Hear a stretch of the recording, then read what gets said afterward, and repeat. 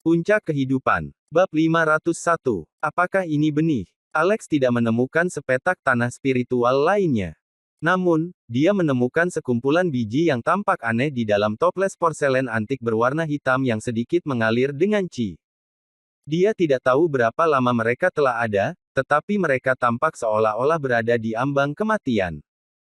Mungkinkah klon menggali benih-benih ini dari kuburan lain? Jadi, qi mereka akan mulai menipis begitu mereka keluar dari kubur. Kalau tidak, mengapa lagi mereka masih hidup? Aku akan memikirkannya nanti. Selama ada qi yang mengalir di dalamnya, pasti bagus. Petik 1. Alex mengeluarkan kantong plastik dan menyimpan bijinya sebelum memasukkan seluruh kantong ke dalam sakunya. Sedangkan untuk toples porselen, dia tidak mau mengambilnya karena anggota Divine Constabulary mungkin mengira dia serakah. Hanya dalam beberapa saat, Anna, Sky, dan yang lainnya tiba di tempat kejadian dengan 2 helikopter. Sky memukul bahu Alex saat dia melihat klon, yang tampak seperti sedang mengambil nafas terakhirnya. Benar-benar klon. Kamu telah melakukannya dengan baik, temanku. Kita akan memberikanmu kredit penuh untuk misi ini. Anna mendengus. Jadi orang ini bersembunyi di lautan. Tidak heran kami tidak dapat menemukannya di California. Alex menoleh padanya dan bertanya, di mana pizzanya? Anna memutar bola matanya. Kamu harus menunggu setidaknya 20 menit untuk pizza. Apakah kita terlihat punya waktu untuk itu? Aku meminta mereka untuk mengirimkannya ke rumahmu. Dia kemudian melemparkannya sekantong makanan. Ini untukmu. Apa ini? Anna menunjuk kata-kata di tas. Apakah kamu disleksia? Ini pretzel. Hanya dalam beberapa saat, anggota Divine Constabulary menangkap klon dan melaju ke salah satu pelabuhan untuk menyita semua barang antik makam. Alex dan yang lainnya dikirim kembali ke California dengan helikopter. Sudah tengah malam saat Alex kembali ke Maple Villa. Dia tidak berharap melihat Brittany, Walt, dan Maya menonton televisi sambil makan keripik. Kenapa kalian belum tidur? Alex terkejut. Oh, kami lupa waktu. Pertunjukan ini terlalu bagus, kata Maya sambil menguap. Alex melihat ke televisi dan baru saja melihat iklan. Apa bagusnya iklan? Saat itu, dia menyadari bahwa ketiganya menunggunya pulang. Brittany berdiri. Baiklah, kita sudah selesai dengan televisi untuk malam ini. Pergilah ke tempat tidur sekarang, kita memiliki hari yang sibuk di depan kita. Kamu juga tidur, Alex. Brittany dan Maya kemudian naik ke atas ke kamar mereka. Walt, di sisi lain, bersandar padanya. Dia telah mandi beberapa waktu yang lalu sehingga dia berbau harum dan lembut. Melingkarkan lengannya di lehernya, dia berkata, apakah kamu merasakan superstar cantik itu? Kamu sudah keluar cukup lama, kamu tahu. Aku bahkan bisa mencium aroma parfummu. Jangan bilang padaku. Alex panik. Apa? Tidak mungkin. Di mana? Walt mencubit dadanya dengan keras dan mendengus. Berbalik, dia bergegas ke atas juga. Alex mengendus-endus pakaiannya. Tapi aku tidak bisa mencium bau parfum apapun. Dia memutuskan untuk mandi segera setelah dia kembali ke kamarnya. Dia ingat benih yang dia kumpulkan sebelumnya. Dia memilih beberapa yang bagus dan menanamnya di pot di dekat jendelanya. Dia tidak yakin berapa lama mereka akan bisa bertahan. Pada saat yang sama, dia memperhatikan bahwa salah satu bunga segi delapan yang membeku sudah memiliki beberapa biji. Keesokan harinya, Zendaya muncul di Maple Villa. Dia datang untuk membantu iklan Lush Cosmetics.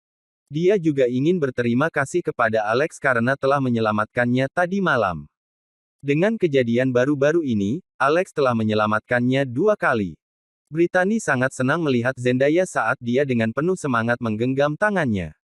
Ya ampun, Zendaya. Halo. Aku Brittany, Ibu Alex. Aku penggemar berat. Konsermu sangat luar biasa tadi malam. Meskipun dia adalah seseorang yang telah naik panggung beberapa kali, Zendaya sedikit terkejut ketika Brittany meraih tangannya. Dia merasa sangat gugup. Kegugupan ini terasa seperti dia melihat ibu mertuanya untuk pertama kalinya. Bab 502. Siapa aku sampai berpikir seperti itu? Setelah beberapa obrolan ringan, Zendaya duduk di ruang tamu dan memperhatikan Walt, Maya, dan Holly. Mereka bertiga cantik dengan caranya masing-masing. Bahkan Holly muda memiliki kecantikan yang jahat. Siapa Nyonya Rockefeller? Zendaya menoleh ke Alex, tetapi dia melamun saat dia menatap teleponnya. Walt melirik Alex dan menggerakkan mulutnya. Apakah dia terlihat seperti punya istri? Apa? Zendaya menutup mulutnya, jelas terkejut. Bukankah dia? Alex berbohong padaku. Tapi kenapa? Maya berkata, mungkin. Tapi dia hanya istrinya di atas kertas.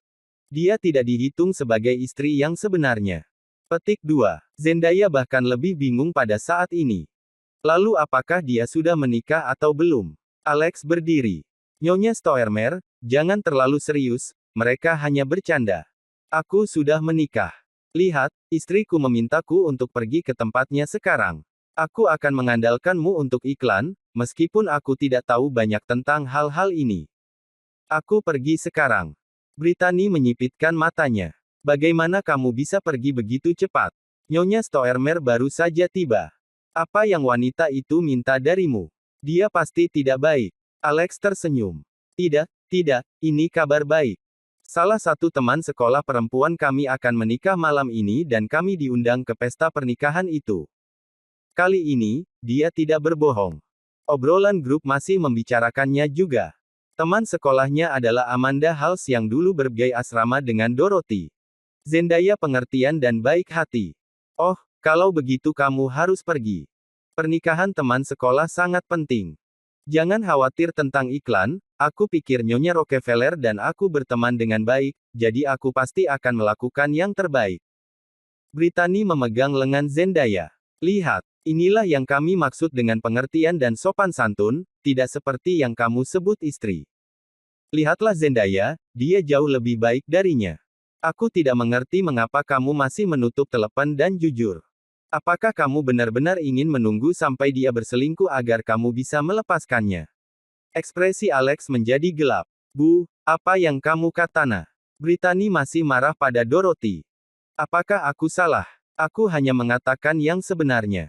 Katana padaku, berapa umurmu nak? Aku di sini menunggumu untuk memberiku beberapa cucu tetapi dia bahkan tidak akan membiarkanmu menyentuhnya. Mengapa aku menginginkannya sebagai menantu perempuanku? Apakah dia di sana hanya untuk diletakkan di kuil? Alex terdiam tak bisa berkata-kata. Suaranya menjadi dalam dan serak saat dia meninggalkan villa dengan murung. Aku akan pergi sekarang. Namun, mata Zendaya berkilau dengan harapan dan kegembiraan. Alex bergegas pergi ke villa di Pelabuhan Sena bersama beberapa kosmetik dari Luz Cosmetics. Ia yakin produknya sendiri aman dan efektif, terutama produk anti-aging. Ditambah, mereka tidak hanya efektif untuk setengah baya atau orang tua, tetapi juga untuk anak muda. Produk tidak hanya akan membuat kulit lebih halus, produknya akan mampu membuat mereka bersinar dan lembab sempurna. Tunggu, bukankah itu lini kosmetik terbaru dari Belle Blossom? Kosmetik yang subur, bukan? Claire memiliki mata yang tajam dari tangan Alex begitu dia melihatnya. Setelah membuka tas, dia berseru dengan penuh semangat. Ya Tuhan! Ada 3 set juga. Kamu cukup bijaksana. Kosmetik Luz tidak untuk dijual dan banyak wanita kaya tidak bisa mendapatkannya meskipun memiliki uang. Alex terkejut. Bu, bagaimana kamu tahu itu? Claire menjawab, salah satu sahabatku adalah anggota VIP Belle Blossom. Dia bahkan membawaku untuk merasakan perawatan mereka kemarin. Oh benar, dari mana kamu mendapatkan ini? Apakah mereka palsu? Dorothy bergabung dengan keduanya, meski sedikit bingung. Alex tidak perlu merasa perlu menyembunyikan kebenaran. Kosmetik Luz diciptakan oleh ibuku, tetapi mereka belum memproduksinya secara massal. Aku tahu itu sangat efektif, jadi aku membawakan beberapa untuk kalian semua. Apa? Ibumu yang menciptakannya? Claire mengerutkan hidungnya setelah mendengar ini. Dia membenci Brittany, tetapi juga takut padanya. Saat dia menyadari bahwa kosmetik Luz diciptakan oleh Brittany, dia secara naluriah membenci produk ini dan sikapnya berubah menjadi 180 derajat. Beatrice, di sisi lain, merasa seperti disambar petir. Kosmetik Luz. Alex. Dia, Master Rockefeller dari tadi malam. Bab 503. Beatrice menatap Alex tak percaya. Pianis mengenakan topeng di atas panggung. Namun, dengan membandingkan keduanya dan dengan informasi yang diberikan Alan, dia yakin bahwa pianis itu adalah saudara iparnya. Dia tahu cara bermain piano dan telah menguasainya. Bahkan Alan harus mundur. Tapi bukankah dia hanya pecundang? Jika dia memiliki keterampilan seperti itu, mengapa dia bersedia menjadi budak untuk kita? Dia tidak bisa mengerti sama sekali, tapi tatapannya melembut saat dia terus menatap Alex. Memikirkan kembali ketika Zendaya menampilkan Door of Fate di atas panggung, emosi yang dia rasakan membuatnya merasa seperti Alex harus putus dengan saudara perempuannya dan bersama Zendaya sebagai gantinya. Bagaimana dia bisa jatuh cinta dengan orang lain? Dia seharusnya bersama Zendaya. Alex, di sisi lain, tidak tahu apa yang ada di kepala Beatrice. Dia tidak menyangka Beatrice akan bertemu Alan selama konser, apalagi tahu bahwa Loose Cosmetics akan mengekspos identitasnya sebagai pianis. Jadi, Loose Cosmetics diciptakan oleh ibumu. Sudah berapa lama sejak dia bangun dari komanya? Bagaimana dia bisa membuat kosmetik berkualitas baik dalam waktu sesingkat itu? Jangan bilang, dia pasti menambahkan beberapa bahan kimia aneh. Tidak ada bahaya kesehatan kan? Claire membuang produknya ke samping, mencemooh. Alex sedikit mengernyit. Baik, apapun. Lagi pula aku bisa menyimpannya untuk penggunaan yang lebih baik. Claire bermusuhan.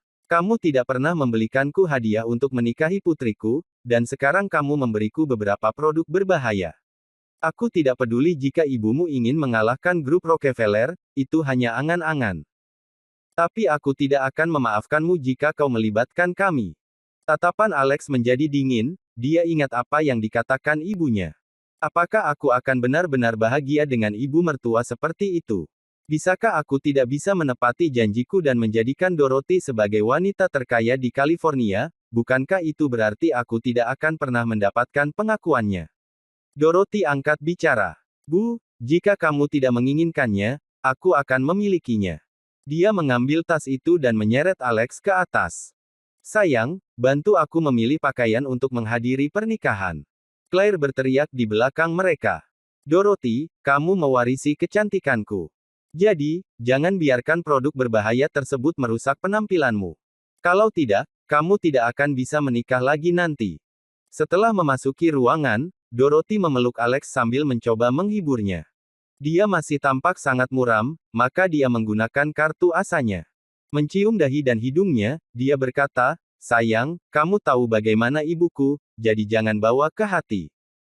Jika dia menghinamu lagi, kamu bisa melampiaskannya padaku. Aku putrinya, jadi aku harus membayar apa yang dia lakukan. Kemarahan dan frustasi Alex turun. Dia meraih pinggangnya dan menjepitnya ke tempat tidur. Bagaimana? Dorothy sedikit terkejut, tetapi dia membisikkan kata 3 huruf dengan lembut di telinganya.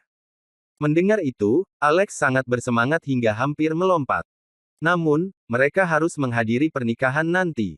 Kalau tidak, dia akan turun ke bisnis saat itu juga.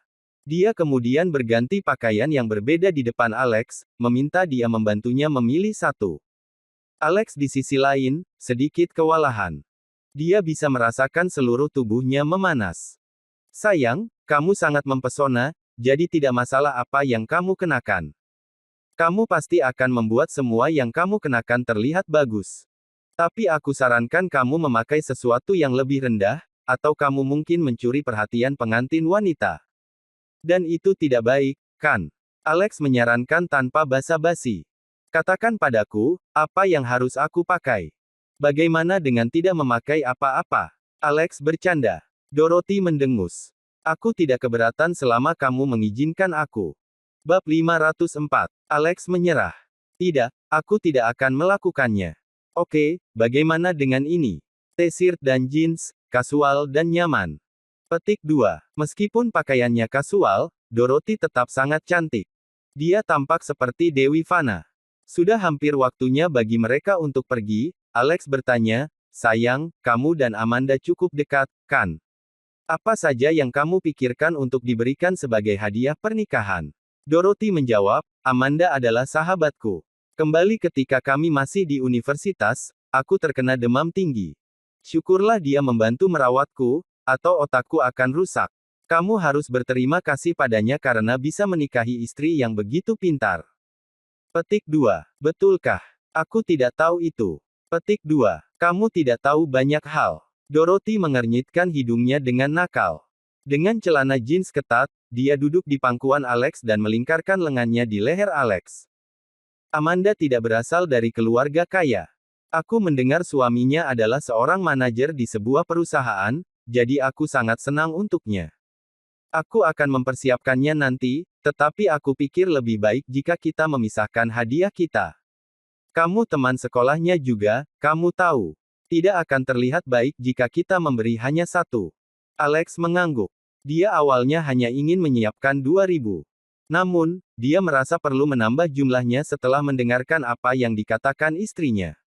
Pukul 16.30, Alex mengendarai Aston Martin bersama Dorothy di kursi penumpang ke tempat pernikahan, Apollo Hotel. Banyak mobil yang diparkir di pintu masuk hotel. Alex menyerahkan kunci mobilnya kepada pelayan itu dan memberinya tip $200. Dorothy memegang pinggangnya dengan satu tangan.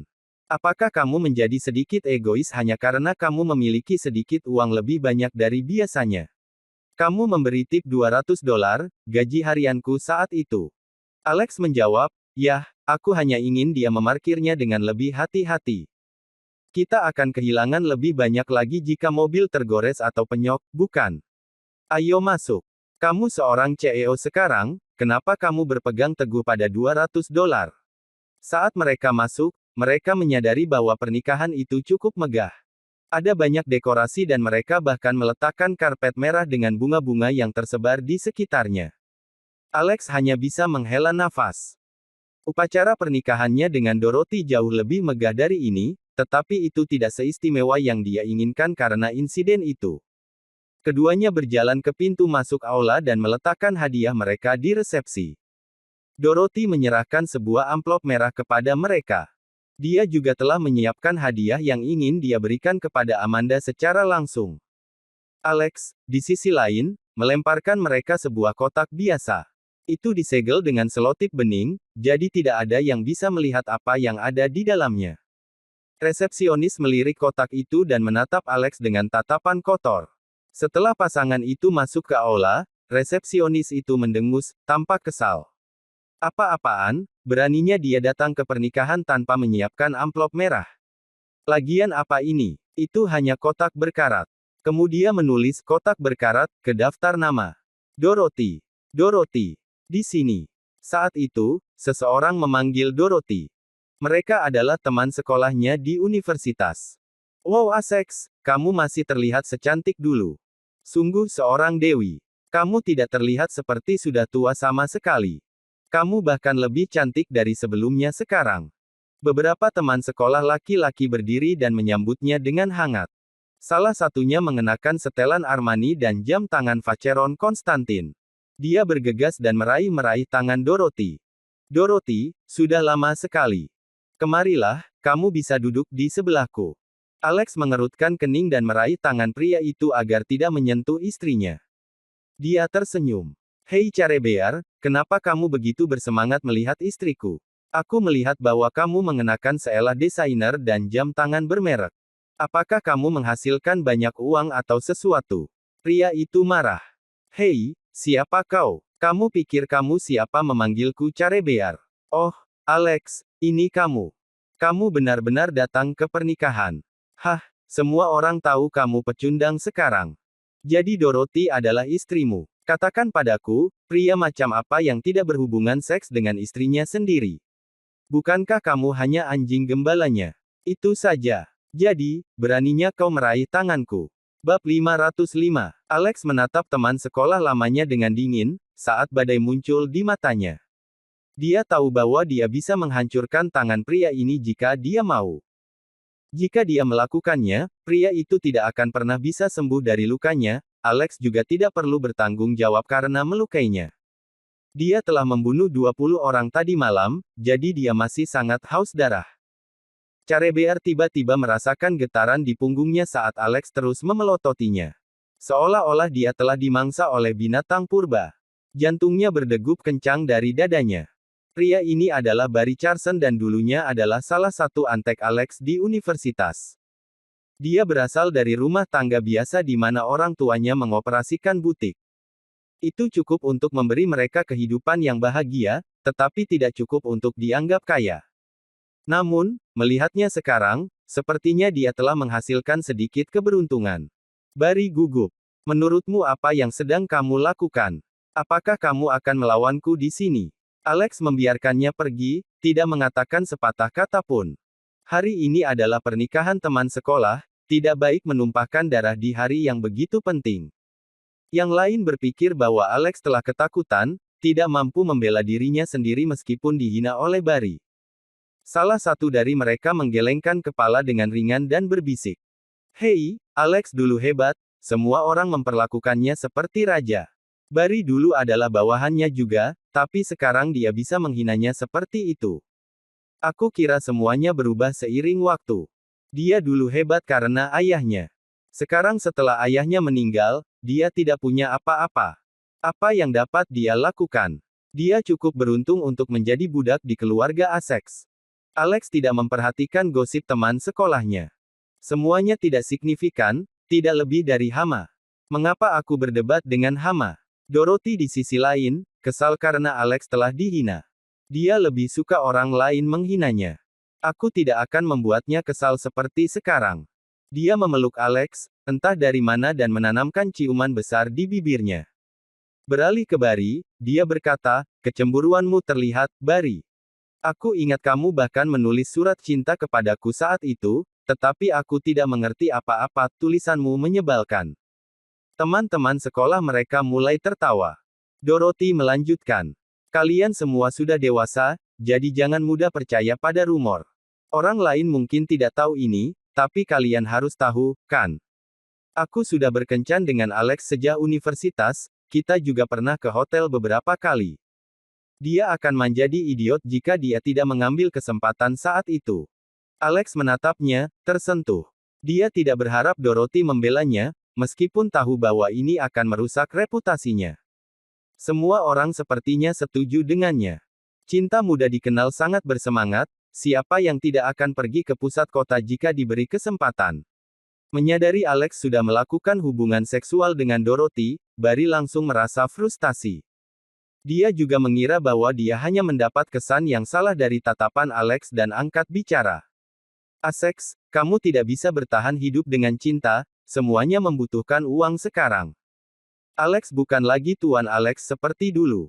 Kamu tidak akan senang dengannya. Lihatlah dirimu, ini adalah pernikahan tapi kamu mengenakan pakaian kasual yang biasa kita pakai ke sekolah. Jika dia bahkan tidak bisa membelikan pakaian yang layak, apakah dia suami yang baik? Alex, jika kamu benar-benar mencintai Dorothy, kamu harus meninggalkannya. Dia pantas mendapatkan yang jauh lebih baik. Alex terkekeh. Lebih baik. Apakah kamu membicarakan dirimu sendiri? Barry menjulurkan hidungnya ke udara. Setidaknya aku lebih baik darimu.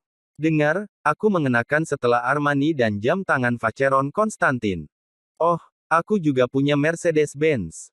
Bagaimana denganmu? Apakah kamu datang dengan sepeda motor? Barry kemudian mengeluarkan kunci mobilnya dan meletakkannya di atas meja.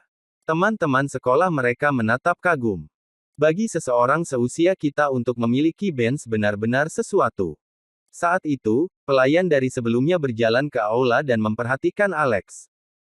Dia bergegas dan menyapanya dengan sopan.